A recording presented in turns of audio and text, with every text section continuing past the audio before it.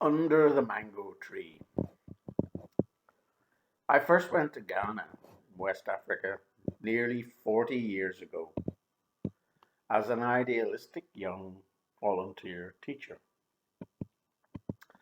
This was a 2 year project as a science teacher. It turned out to be a formative experience for me, which defined my career and my entire life. In conditions of relative hardship for me and surrounded by poverty, I was inspired by the exuberance, the diligence, the spirit, the courtesy of my Ghanaian students, and the hospitality and generosity of the Ghanaian people. By the time I left Ghana 2 years later, I considered myself to be in debt to the Ghanaian people. Since Ghana, I've lived and worked in many countries, usually for a period of 2 or 3 years. Ireland, England, Malawi, Mexico, Colombia, the United Arab Emirates, Brunei, Malaysia, and last but not least, Australia. I arrived in Australia in 1991 and lived for 3 years in Melbourne, 6 in Brisbane, and for almost 12 now I've been in Adelaide, arriving in 2008. Actually, it's longer than that. Sorry, more than 12. It's 15 years. Anyway, by 2014, I'd worked at Flinders University and the University of South Australia on a part-time basis as an instructor in English language. In spite of my qualifications and experience, the requirement to have the locally produced Certificate 4 in Workplace Assessment had prevented me from teaching migrants and refugees in Adelaide. So I had been working for many years as a volunteer in Adelaide in various activities, as an English tutor for adults at the Aberfoyle Community Centre and teaching IELTS privately. But I felt I lacked direction.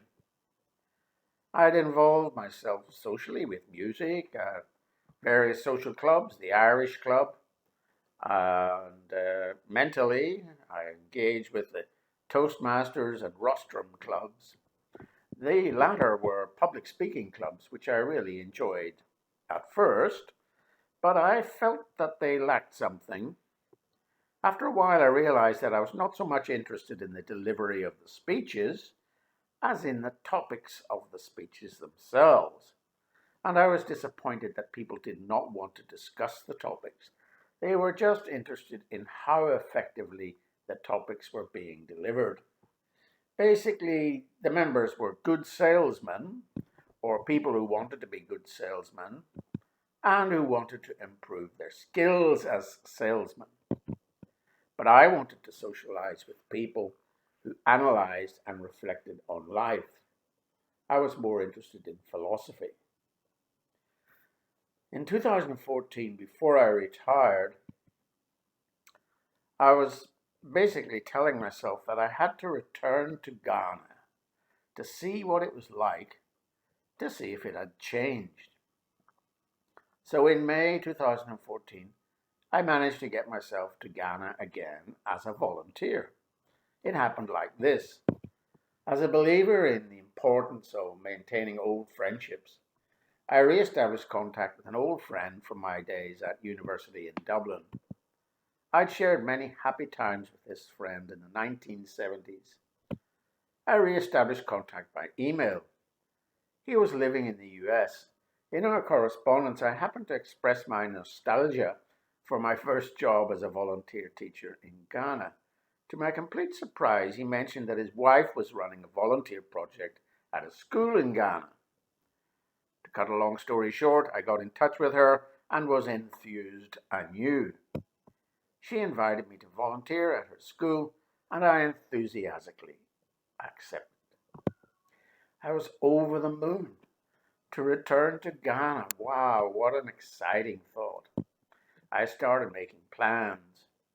I thought I would need to stay there for at least 2 months in order to make it worth my while making the journey from Australia. It was a long, long way. In Adelaide, I remember that in the weeks before the departure, I was in my usual state of anxiety before a long journey. I was wondering if I'd made the right decision.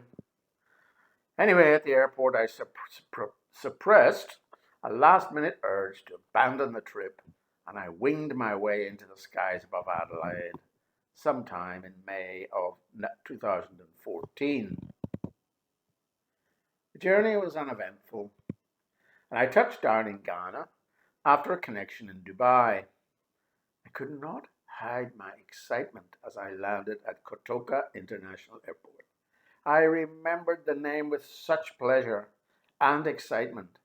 In fact, the old airport terminal at Kotoka was still there, but of course a more modern terminal had been built beside it. It was 40 years since I'd been there. My mood changed instantly. I started to talk to everybody I met, including the baggage handlers at the airport, the immigration officers, anyone I could talk to. I just couldn't conceal my excitement. I was like a child.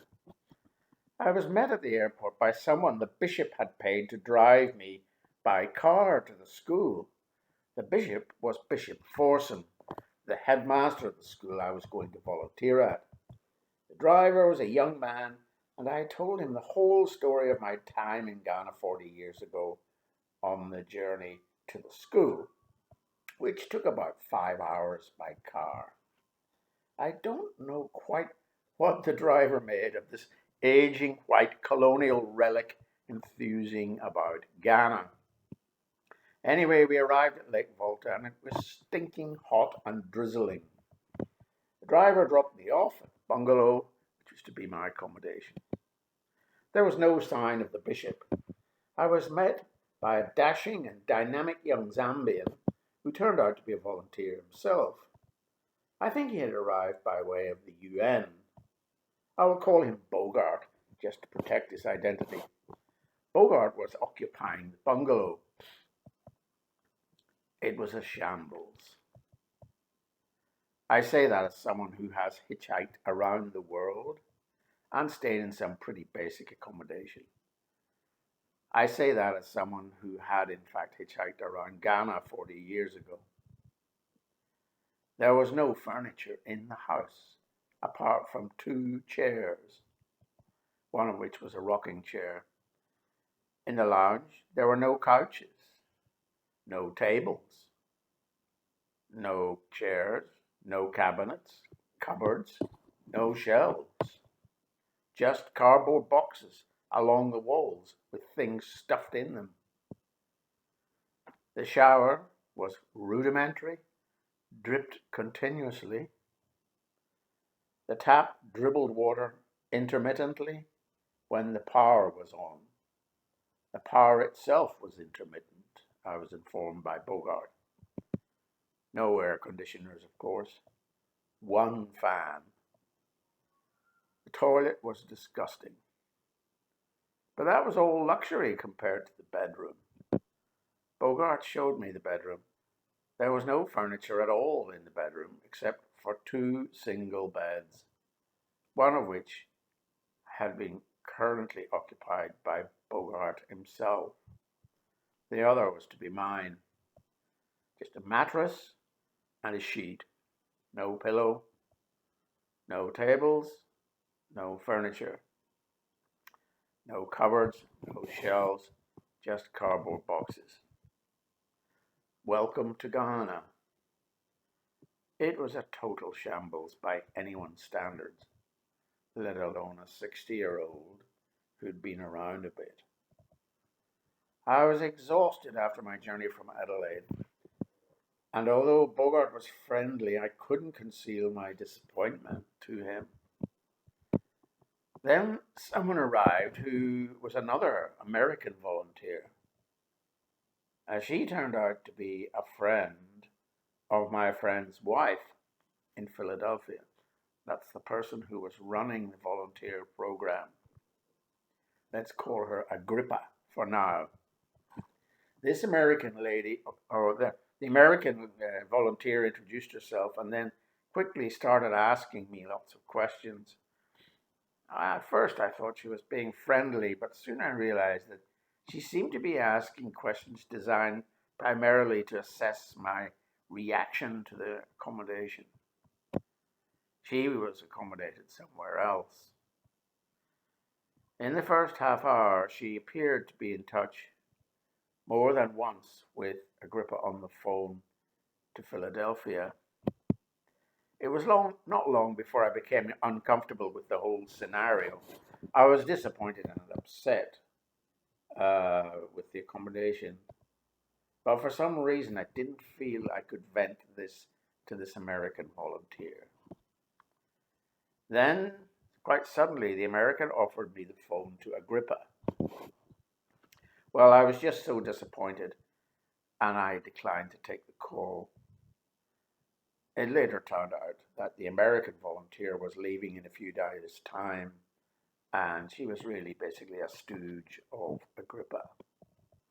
So I was right not to vent to her. Then suddenly there was a knock at the door, and a smiling Ghanaian arrived on crutches. This was the bishop. I was wondering where he had been. I'd assumed that he was to be my boss and that I would be reporting to him. But it turned out that he was not the real boss of the school. Agrippa was the real boss.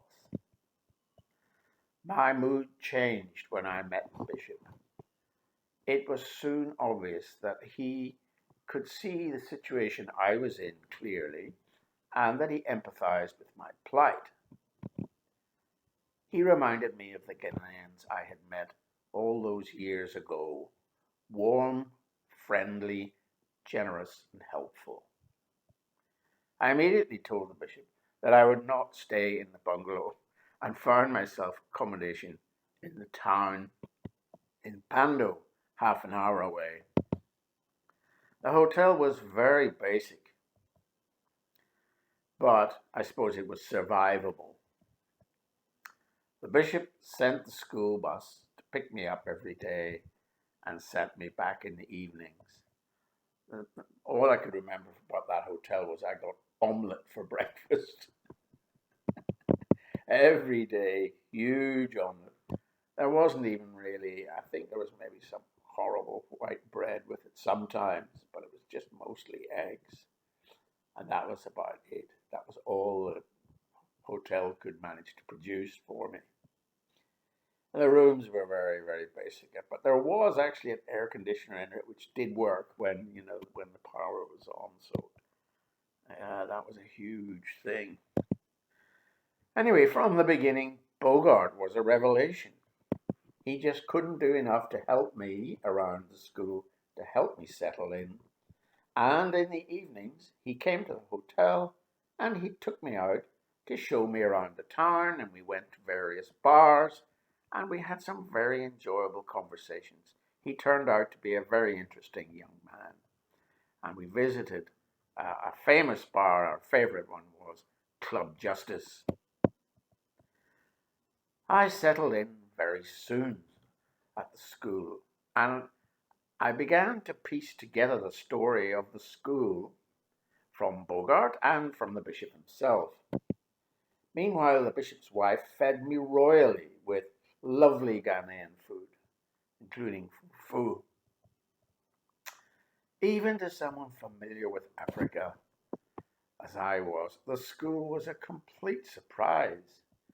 It was so remote that the only vehicle which arrived there was the school bus, which did everything. It delivered children from the surrounding villages every day and then took them home again. And during the day, it was in and out of the town doing messages, getting resources for the school. If you wanted to lift to school, you made sure you got this bus from the village in the morning as a student, because nobody else had a vehicle. Not the teachers, not even Bishop Forson himself. So this meant that once I arrived at the school for work in the morning at 7:30, there was no way of leaving until 4 o'clock. It was a very long school day in the sweltering African heat. There were no air conditioners, and the fans were in very poor shape. The power supply was constantly interrupted with blackouts. It was so hot that the headmaster, Bishop, had to remove himself and sit under the mango tree every morning at about 11 a.m. in order to catch the breeze from where he continued to run the school. He remained there till 4 p.m., often eating his lunch outside under the mango tree. All the students ate their food also under the mango trees which were on campus, as there was nowhere else to eat. There was no canteen. The bishop told me that the school had been set up out of his own personal savings. He was a Ghanaian from the local area, and he had never himself been outside Ghana. When I asked him how the school started, he told me how he remembered as a child having to walk to school without sandals on an empty stomach, with a load on his head, to accompany his mother to market. He determined that one day he would build a school with a boarding facility to house orphans in the local area, so that they would not have to start the day in the way which he had done. He would feed them and then hopefully offer them a way out of poverty through building a school. He went to the local market and offered to house and look after the orphans who naturally congregated there. One by one, he accommodated them in the dormitory, and then he fed them. And then he started to build classrooms. That was in 2003. Now, in 2014, there were 150 students, mostly day students from the village. There were about 40 boarders. The bishop paid all of the fees of the boarders and many of the day student fees as well. The school offered the children the chance to free themselves from a life of drudgery as child labor, basically in the markets, and both inside and outside their homes.